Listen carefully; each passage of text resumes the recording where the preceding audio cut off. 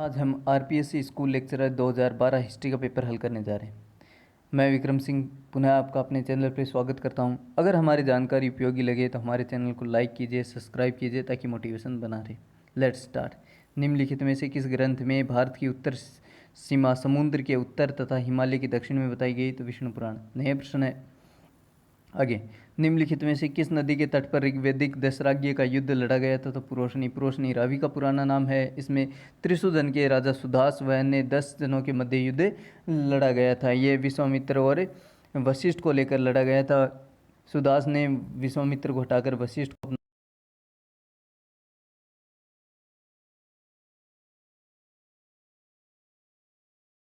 बागौर, बहुत ही इंपॉर्टेंट, बागौर भीलवाड़ा में बीबीलाल द्वारा इसका उत्खनन किया गया था। तो अगले पेज पर चलते हैं। नया प्रश्न है, कितनी वेदियाँ सन संस्कृति से प्राप्त हुई है? 5 वेदियाँ प्राप्त हुई है। ब्रूसफुट ने उत्तर पाषाणकालीन औजारों को कितने वर्गों में बांटा है? तो 78 वर्गों में बांटा है। महत्वपूर्ण है, पहली बार यह है रॉबर्ट ब्रूसफुट ने 1863 में पल्लवरम में पहली बार जो पाषाणकालीन औजार खोजे थे, हैंड एक्स खोजा था, और इन्होंने ही पाषाणकालीन औजारों की जो खोज है उसकी शुरुआत भारत में की थी। असत्य कथन को छांटना है। दक्षिण भारत में ताम्र कांस्य युग आया नहीं, सत्य है। इलाहाबाद, मिर्ज़ापुर, वाराणसी क्षेत्र में उत्तर भारत में महापाषाणी काल के स्थल पाए गए हैं, सत्य है।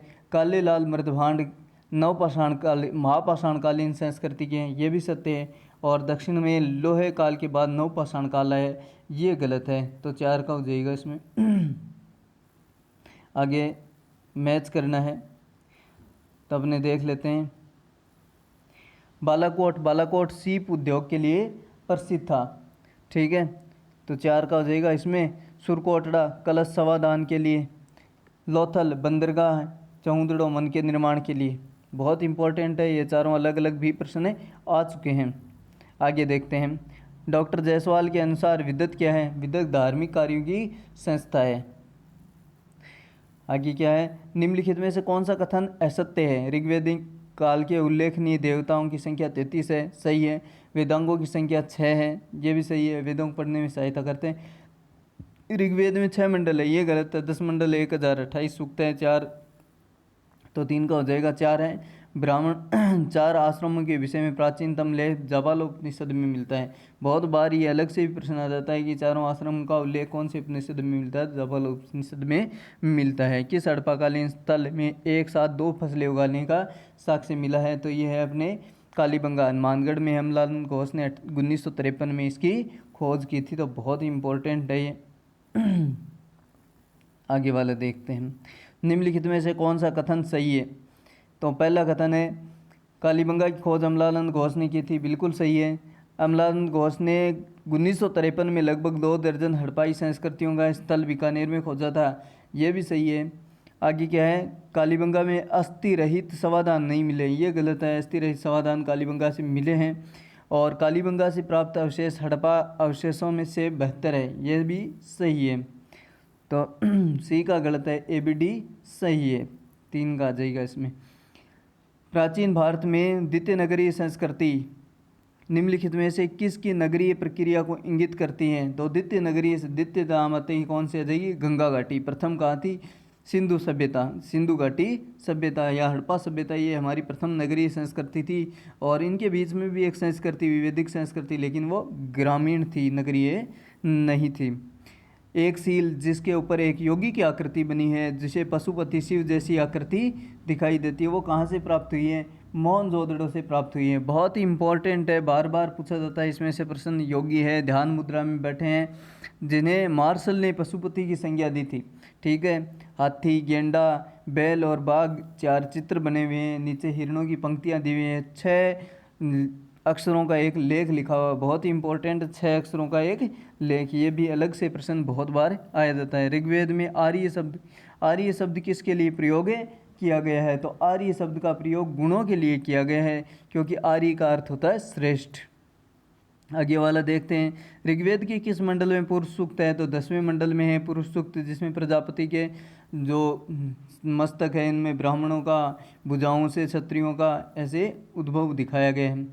निम्नलिखित में से किस ग्रंथ में संवाद शैली में होते हैं उपनिषद। उपनिषद का मतलब होता है गुरु के पास बैठकर ज्ञान लेना। उपनिषद में पारलौकिक जीवन, जन्म, मृत्यु, पुनर्जन्म, इनके बारे में होता है। सबसे सत्यमेव जयते किस ग्रंथ का है, तो मंडूक उपनिषद का है।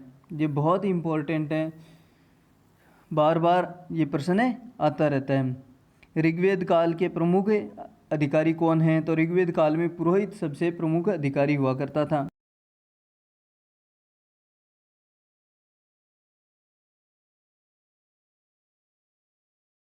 उषा और अदिति देवियां हैं। अपला और घोषा विदुषी महिलाएं हैं। उषा और अदिति सरस्वती ये भी ऋग्वेदिक कालीन देवियां हैं।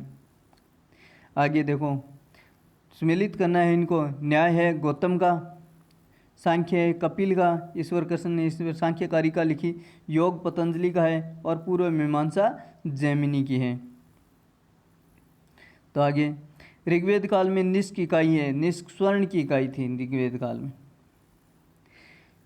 कुशाग्रपुर की राजधानी थी। कुशाग्र राजधानी किसकी थी, मगध की। बाद में मगध की राजगृह बनी, जैसे 5 पहाड़ियों से सबसे सुरक्षित राजधानी थी। उदयन ने बाद में पाटलिपुत्र नाम का नगर बसाया गंगा पर और राजधानी पाटलिपुत्र ले गया। जिस जैन ग्रंथ में 16 जनपदों की सूची मिलती है वो कौन सा है, तो भगवती सूत्र है। 16 जनपदों की सूची अंगुत्तर निकाय में मिलती है, लेकिन ये जैन ग्रंथ नहीं, अंगुत्तर निकाय ये बौद्ध ग्रंथ है, तो इसमें थोड़ा कन्फ्यूजन होता है, ध्यान रखिएगा।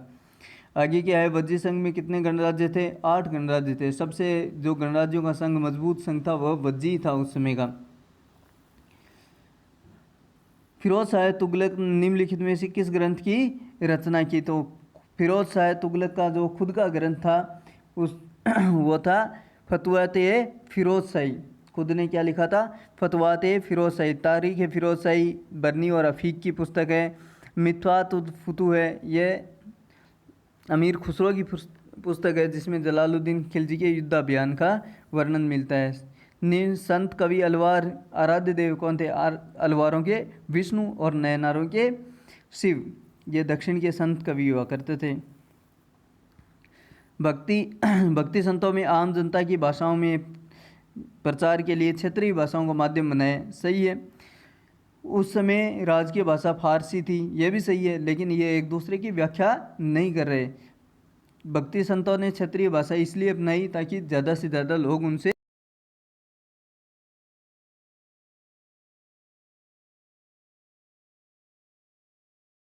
ही हैं, तो बलबन नहीं है मामलुक वंश का।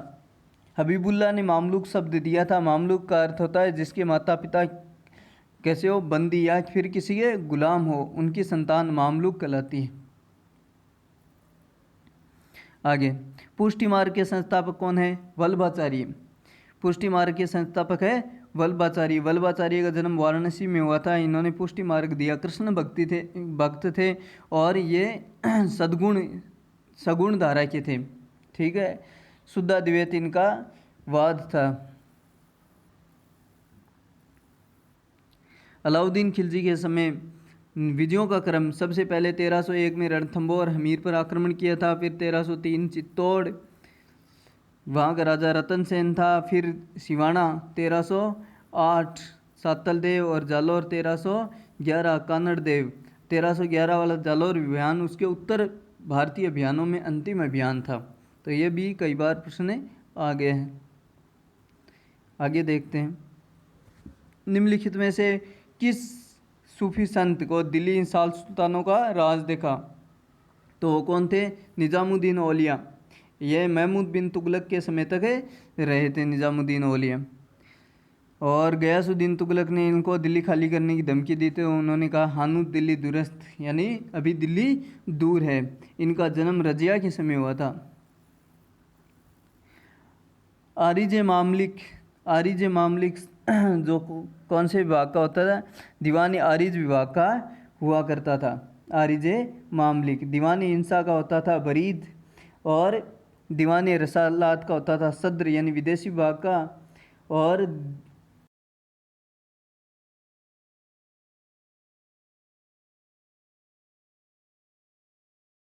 में से कौन सा युग में सुलेमित नहीं है, तो शेख निजामुद्दीन, ये तो चिश्ती के थे ही। शेख जमालुद्दीन, ये भी चिश्ती के थे। ये सही नहीं है, बाकी वाले सही है। ये हाँसी में थे और जमालुद्दीन भी चिश्ती के, बहाउद्दीन जाकर ये सुहारवर्दी है, नयामत कादरी हैं। आगे देखते हैं। असत्य कथन बताना है कि भारत के पश्चिमी एशिया से कांच के बर्तनों और घोड़ों का आयात किया जाता था। ये सही है। कच्चा रेशम चीन द्वारा आयातित थे। ये भी सही है। हिंद महासागर के रास्ते होने वाले व्यापारों पर अरबों का बड़ा साझेदार थे। तो ये भी सही है। अरब और तमिल गुजराती व्यापारी हिंद महासागर के रास्ते होने वाले व्यापार को पूरी तरह उजाड़ दिया था। तो ऐसा नहीं था। अरबों और गुजरातियों ने मिलकर व्यापार किया था। कंपटीशन ज़रूर था लेकिन उजाड़ा नहीं था, सब मिलकर व्यापार करते थे।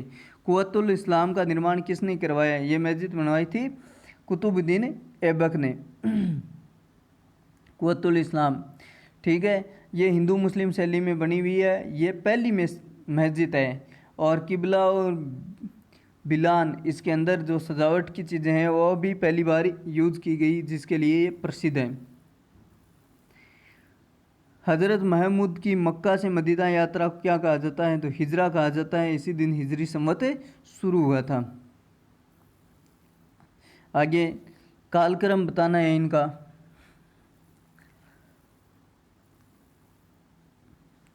तो कालक्रम पहले देखते हैं हम। 2.5 दिन का झोंपड़ा, ये सबसे पुराना है, विग्रहराज चतुर्थ ने बनवाया था, ठीक है। उसके बाद में आएगी मोती मस्जिद, गयासुद्दीन तुगलक की बनवाई हुई है, CA। और फिर आएगा किला कुहान, शेरशाह सूरी,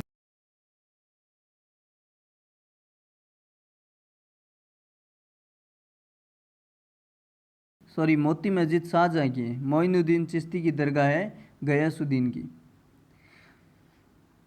तो पहले आ जाएगा 2.5 दिन का झोपड़ा, फिर गयासुद्दीन तुगलक ने मोइनुद्दीन चिश्ती का मकबरा बनाया था, फिर किले कुहान शेरशाह सूरी ने बनाया, फिर मोती मस्जिद लास्ट में शाहजहाँ ने बनवाई थी। तो इसमें 4 का हो जाएगा CDBA। आगे देखते हैं। इक्ता प्रथा का क्या अर्थ है? इक्ता का अर्थ है तनख्वाह के बदले सैनिकों को दिए जाने वाला भूभाग।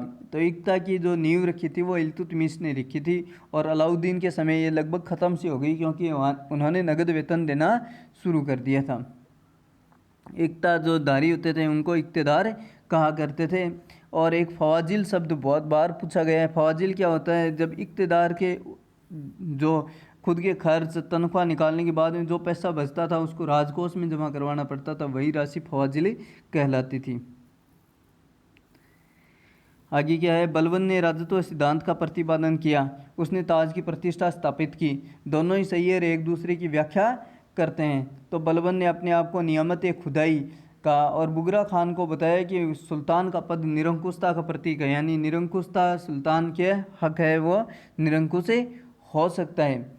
और बलबन ने सिजदा और पाबोस जैसी प्रथाएं चलाई। इसके अलावा वह अपने आप को अलग दिखाने के लिए चुपचाप हंसी का माहौल नहीं रखता था। और जो उस समय की फॉर्मलिटीज़ थी वो भी अल्टीमेट लेवल पे थी, मतलब वो बहुत ज़्यादा फॉर्मलिटीज़ पर विश्वास करता था, सामान्य लोगों से जल्दी से मिलता नहीं था। भारत में पहला गवर्नर कौन था? तो पहला गवर्नर था अल्मेडा, 5 से 9 तक रहा था कोच्चि में। तो 40% हमने